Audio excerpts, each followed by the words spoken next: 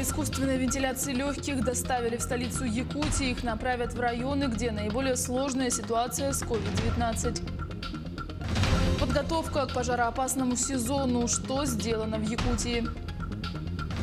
Месяц самоизоляции не повлиял на режим тренировок. Как пережить непростые дни позитивно и с пользой.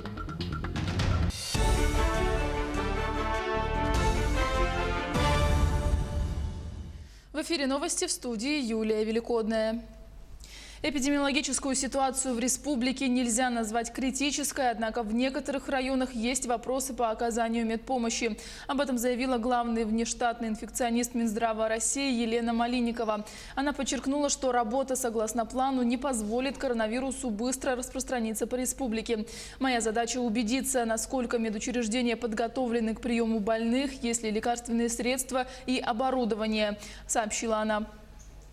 Моя задача еще раз убедиться, насколько достаточно подготовлены медицинские организации к приему этих больных, насколько хватает оборудования, есть ли лекарственные препараты, насколько готовы койки к приему пациентов.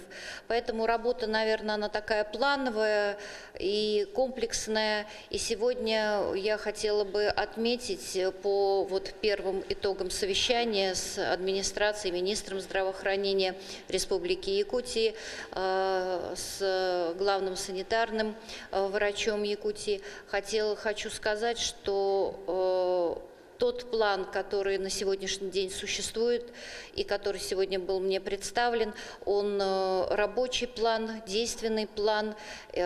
Надеюсь, что он будет эффективный и согласно этому плану и работе по этому плану работы не даст, наверное, быстрому и глобальному распространению коронавирусной инфекции на территории Якутии. 12 аппаратов искусственной вентиляции легких доставили в столицу Якутии. Правительство и республиканский Минздрав осуществляют закупку необходимого медицинского оборудования для лечения пациентов с коронавирусной инфекцией.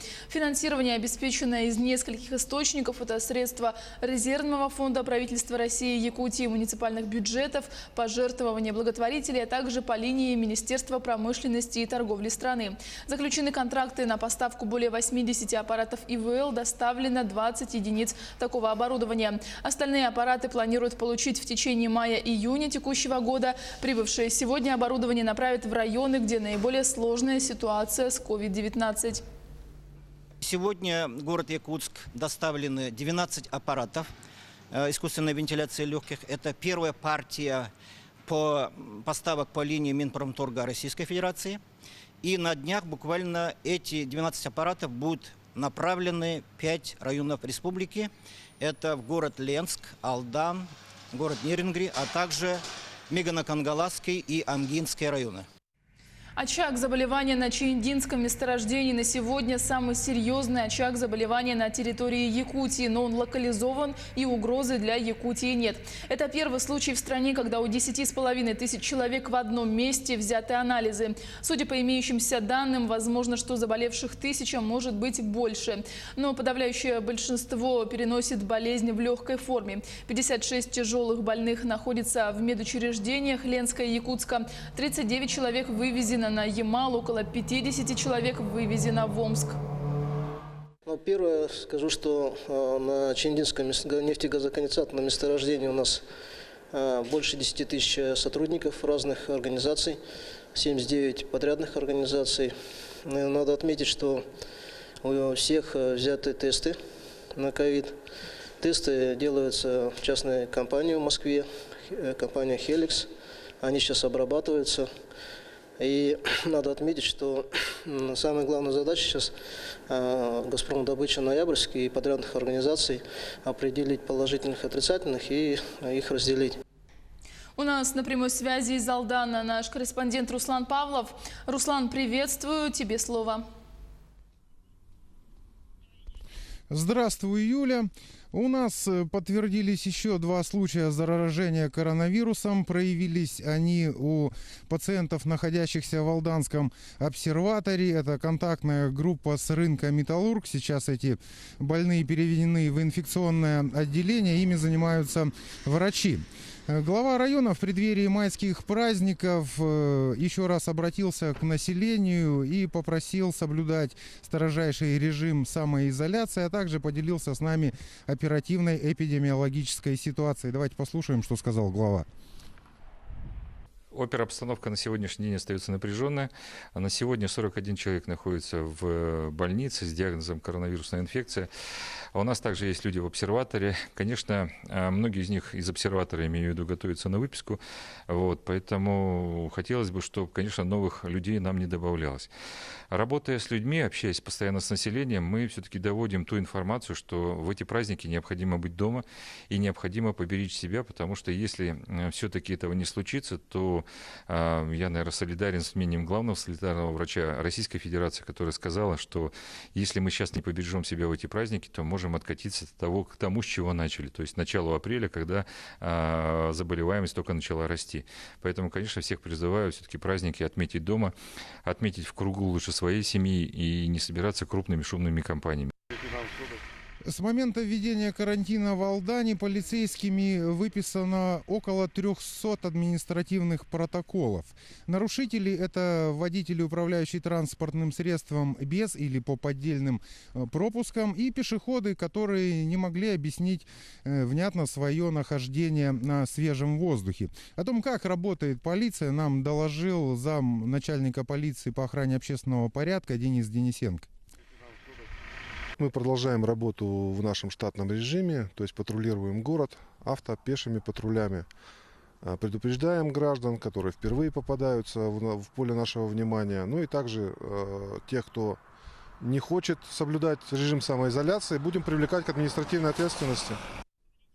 С завтрашнего дня начинаются майские праздники. Конечно, в условиях карантина ни о каких собраниях и праздничных митингах не может быть и речи. В таких обстоятельствах работники Алданского театра юного зрителя решили все-таки населению преподнести подарок 9 мая и сделать онлайн-версию праздничного митинга в День Победы. Сейчас идет монтаж и активная работа над этой онлайн-версией. Вот что нам рассказали в Алданском ТЮЗе. Сегодня мы записываем данный митинг, который 9 мая в 11 часов, как традиционно, во всех радиоточках нашего города будет звучать. Мы призываем горожан остаться дома в этот день, но включить радио и присутствовать на митинге, где будут также поздравления глав, поздравления наших военкома, отца Макария. То есть все традиционно, все как положено, вы всех услышите, все вас поздравят. Ну, такая у нас предпраздничная обстановка. Мы следим за ее развитием. Юля. Спасибо, Руслан. И напомню, это был наш корреспондент Руслан Павлов. Ежегодно 30 апреля в России свой профессиональный праздник отмечает одна из самых жизненно необходимых служб быстрого реагирования – пожарная охрана. 30 апреля 1649 года царь Алексей Михайлович подписал указ о создании первой российской противопожарной службы – наказ о городском благочинении, установивший строгий порядок при тушении пожаров в Москве. За эти долгие годы пожарная охрана изменялась, реформировалась и совершенствовалась. Но смысл работы пожарных остается неизменным – спасение людей и имущества от огня. Сегодня в свой профессиональный праздник все сотрудники пожарной службы получают поздравления не только от руководства, коллег и друзей, но и от многих людей, чье имущество и даже жизнь были спасены благодаря работе этих самоотверженных людей. Выжигание прошлогодней травы, как правило, становится основной причиной лесных пожаров. Минэкология Якутии напоминает, что запрещается выжигание сухой травы на землях, примыкающих к лесам. В целях организации безопасного прохождения пожароопасного сезона 2020 года Министерством экологии Республики завершается комплекс подготовительных мероприятий. Так, принимаемые меры по охране лесов от пожаров на территории республики утверждены распоряжением правительства Республики Саха-Якутия. Для координации мероприятий по тушению лесных пожаров органами управления и для повышения эффективного привлечения сил и средств утвержден сводный план тушения лесных пожаров на территории республики. Также соответствующий план разработан на проведение противопожарных мероприятий на особо охраняемых природных территориях регионального значения. Во всех лесничествах созданы оперативные штабы по оперативному реагированию на возникновение лесных пожаров.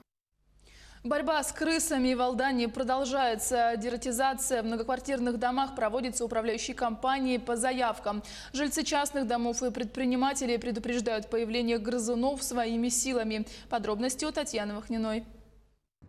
Это видео снято на мобильный телефон в одном из переулков в центре города. В теплотрассе близ заброшенных сараев обитают крысы. Провианта на расположенной рядом помойке хватает. Мусор сюда выносят жильцы частного сектора и многоквартирных домов. Крупные кадры снять не представляется возможным. Зверьки чутко реагируют на движения и звуки. И при малейшей возможной опасности прячутся. Как бороться с грызунами? Этим вопросом алданцы озадачились пару лет назад, когда в городе появилось большое количество крыс. Здесь есть специальный орган, который должны заниматься данным вопросом. И я так думаю, что это их забота. Они лучше знают, как изводить. Ну и плюс к этому помойки. Я думаю, что все-таки отрава. Отрава по-другому никак. А что еще? Я не знаю другого метода. Кошки это неэффективно. Чистота и порядок, прежде всего. Ну, я думаю, дальше все исчезнет. В 2018-м, по рассказам горожан, крысы спокойно селились в домах и квартирах. Имели место случаи, когда грызуны, отвоевывая себе территорию, нападали на людей. Планомерная борьба с крысами не прекращается. Дератизация включает комплекс методов. В первую очередь это раскладывание отравы и заделывание возможных лазов. 2 недели назад был предприниматель Зеленский Сергей Александрович, предложил, что он поставит где средства, которые работают по борьбе с крысами. МОП-переработчик дал добро безвозмездно, как эти средства поступят в город Алдан. Начнем обрабатывать городскую свалку. По сигналу управляющая компания производит обработку в многоквартирных домах. Но частный сектор и владельцы всех территорий, магазинов, складов проводят обработку за свои средства. Крысы предпочитают селиться там, где есть еда. Несанкционированные свалки и оставленный, где придется пищевой мусор – благодатная среда для размножения грызунов. К способам минимизации риска их появления относится в первую очередь сохранение чистоты и порядка.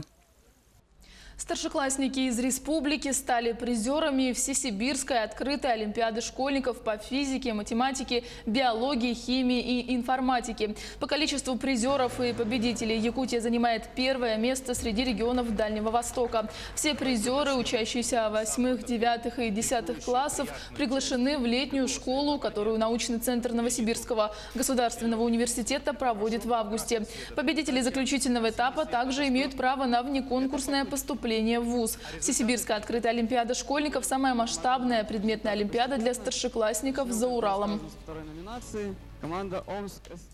Месяц самоизоляции не повлиял на режим тренировок. Программы для тренажерных залов и других спортивных учреждений многие жители региона теперь выполняют дома. Также методично и последовательно. Дисциплина и спорт помогают пережить непростые дни позитивно и с пользой. О домашнем спортивном опыте профессиональных спортсменов и любителей в сюжете Олеси Васевой.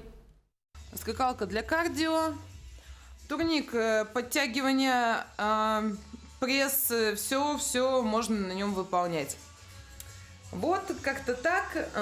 Советую всем запастись терпением, не унывать, заниматься спортом. Наталье Яковлевой уже целый месяц приходится менять свежий воздух большой ледовой арены на душные комнаты своей квартиры. Собственные тренировки на льду и работу с секцией фигуристов пришлось отложить до более благоприятного времени. Ждут своего часа и танцевальные наряды. Коллектив восточного танца «Самира», которым она руководит, также вынужден оставаться дома. Наталья, для которой спорт – это профессия, даже не рассматривала прекращение тренировок. Продолжает заниматься дома, не забывает и про воспитанников. Мы записали программы тренировок, ОФП, отдельно СФП для фигуристов.